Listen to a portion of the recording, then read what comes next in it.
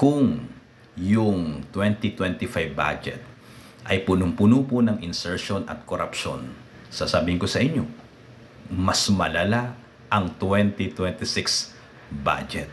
Baka ibalik nyo sa akin ang katanungan at sabihin nyo sa akin na papaanong magkakaroon ng insertion at corruption ang 2026 budget, sinunod nga ng BICAM yung request ng publiko na magkaroon ng isang BICAM na live stream nakikita ng publiko.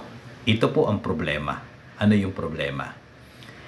Kung ano man ang inyong napanood sa live stream habang sila ay nagre-reconcile ng budget na version ng Kongreso at ng Senado, hindi yan ang makikita ninyo sa BICAM report.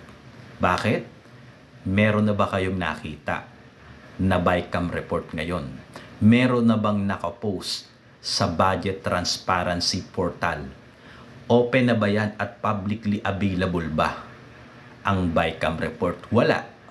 So wala tayong idea kung yung ginawa nila during the BICAM na live stream, ayun din ang makikita natin doon sa BICAM report.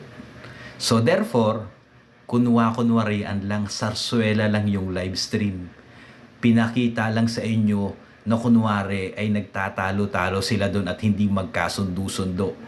Dahil kung inyong napansin, 18 ngayong buwan ng Disyembre, araw ng Huwebes, madaling araw, 2 to 3 a.m., bigla na lang nag-adjourn. Paano nila na-reconcile yung kanilang differences? Yeah? Yung kanilang mga version ng budget. Tapos walang BICAM report. Asan yung BICAM report? At ang gagawin po kasi dyan sa BICAM report na yan, pipirmahan yan at yan ang iraratify at yan ang ipapadala sa Malacanang para maging GAA. Yung final report. Kung walang final report, it means pwede pa nilang dagdagan. At supposedly, dapat yung mapansin na yung yung pong ratification ng final ng BICAM report ay dapat iraratify nila sa 22 nitong nakaraan. 22. Ngayon 25 na ngayon o magte-26 na, madaling araw na. Pero alam nyo ba kung sino ang humirit sa Kongreso na ipagpaliban ang ratification at gawin sa 29? Walang iba kundi si Sandro Marcos. Nag-request siya. Sasabihin nyo, okay lang naman mag-request, baka mamaya pagod. Tandaan po ninyo, habang nagkakaroon ng BICAM, meron naman nagsusulat dyan. Diba? Every time na may mare-reconcile sila ng mga budget, nakasulat na yan. Katulad nung nakaraan taon. So meron draft yan, final draft, na pipirmahan nila. Ang dali-dali lang ngayon. Pero ang gagawin nila, sa 28 pa daw matatapos yung printing at hindi final draft, at hindi final draft pa, ang gagawin nila, yung libro na mismo. Ba? Yung final report na. Hindi draft. Final report. Sino nagsabi niyan? Si Tito Soto. Paano mo mababago yun kung halimbawa hindi mo pa nababasa? Kasi inamin ni Tito Soto, hindi pa nila nababasa yung final, yung BICAM report paano kung na-print na yan ng final tapos merong mga insertion? Wala nang baguhan? Hindi nyo na pwedeng baguhin? Baka yan ang gusto nyo gawin. Ayaw nyo na baguhin dahil nag-i-insert na kayo ngayon. Madaming insertion po ginagawa ngayon. So we're demanding ang itong BICAM na ilabas nyo yung BICAM report. Yung BICAM report ang gusto naming makita kasi kung may BICAM report, yun na yung final. Ibig sabihin, hindi ka na pwedeng magdagdag, hindi ka na pwedeng magbawas. Pero dahil walang walang BICAM report na yun ay finale na, final na, ibig sabihin, ngayong pagkakataon na ito, nag-i-insert kayo. Naakala namin at inaakala ninyo na paniniwalaan namin Yun ang isusulat ninyo dyan sa BICAM report na nangyari during the live stream ng BICAM. So,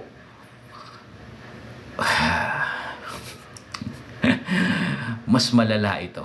Mas malala itong 2026 budget na ito dahil walang BICAM report.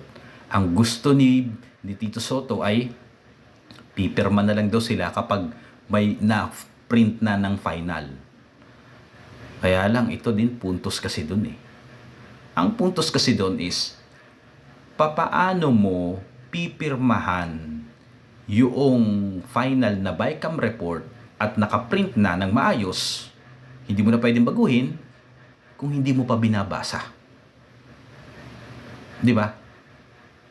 Sasabihin naman, babasahin namin eh. Tandaan nyo, kailan daw matatapos ang printing? Sabi ni Tito Sotto, sa 28. Doon din sa 28 nila, pipirmahan. Ilang pahina yun? Nung nakaraan, more than 4,000 pages. Ngayon, sabihin na natin 4,000 pages din yon. Matanggap mo ng umaga, kaya mong basahin yan hanggang hapon? Kaya mong ma-scrutinize yan detalyado? Di ba hindi? So pinaglololo ko lang tayo ngayon. Tatanggapin mo ng umaga, tapos pipirmahan mo. Di ba? Ano yun? Ewan ko. Tinatamad nga ako gumawa ng content na to eh. Yeah, kasi tayo, nanghihina tayo ngayon dahil nanakawin na naman nila at punong-puno na naman ang insertion yung pondo para sa 2026. Biro mo, babasahin mas matindi tama nitong mga to. Di ba paano mo babasahin yung paano mo may yung final na BICAM report babasahin ng ilang oras lamang, humigit kumulang na 4,000 pahina. Kung hindi man 4,000, nasa 4 hanggang 6 na volume daw or libro yung BICAM report na magiging GAB pag pinirmahan nila at dinala nila sa Pangulo, magiging GAA. Paano yun? Bahala kayo.